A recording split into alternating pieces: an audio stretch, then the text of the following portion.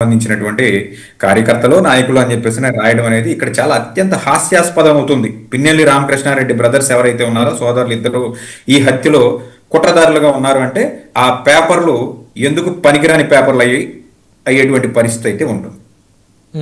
లేదా వాళ్ళు చెప్పిన దాని ప్రకారమే అది నిజమైతే ప్రభుత్వం ఇంటెన్షనల్ గా ఎక్కడ ఏం జరిగినా, ఒక పిక్ పాకెట్ జరిగినా, డెకాయిటీ జరిగినా, లేకపోతే ఒక 100 రూపాయల దొంగతనం జరిగినా పిన్నెల్లి సోదరుల మీదే కట్టాలి కాబట్టి అక్కడ వాళ్ళ మీద అక్రమంగా కేసులు కట్టాలనే ఉద్దేశంతోనే కట్టారు అని చెప్పేసి ఆ ఉద్దేశంతో ఉన్నారేమో అని చెప్పేసి వైఎస్ఆర్సీపీ పార్టీ వాళ్ళు చెప్తున్నట్లుగా మనం నమ్మినట్లయితే ఖచ్చితంగా కడతారు కదా. మరి డబుల్ మర్డర్ కేసులు అంటే మామూలు విషయం కాదు, ఎప్పుడో చాలా రేర్ గా జరిగేటువంటి విషయాలు.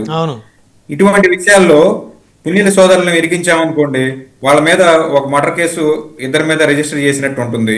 కాబట్టి వాళ్ళకి చేతనైనంత చక్కగా దాన్ని కథని నేరేట్ చేసి ఇచ్చారు.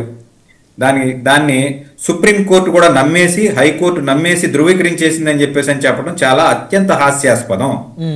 ఇక్కడ సుప్రీంకోర్టు చేసినటువంటి వ్యాఖ్యలు ఏంటంటే, మీరు ఏ విధంగానైనా సంపాదించండి, కేసు డైరీకి సంబంధించినటువంటి ఇన్వెస్టిగేషన్ కి సంబంధించినటువంటి కీలకమైన డాక్యుమెంట్స్ మీ చేతికి రెసిస్టెన్స్ లేకుండా అందినట్లు మాకు అనుమానంగా ఉంది.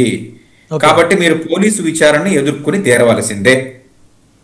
కాబట్టి మీరు వెళ్ళి ముందు ఇమీడియట్ గా చట్టాన్ని గౌరవిస్తూ ముందు పోలీసులకు 2 వారాల్లో లొంగిపోండి అని చెప్పింది మాట వాస్తవం.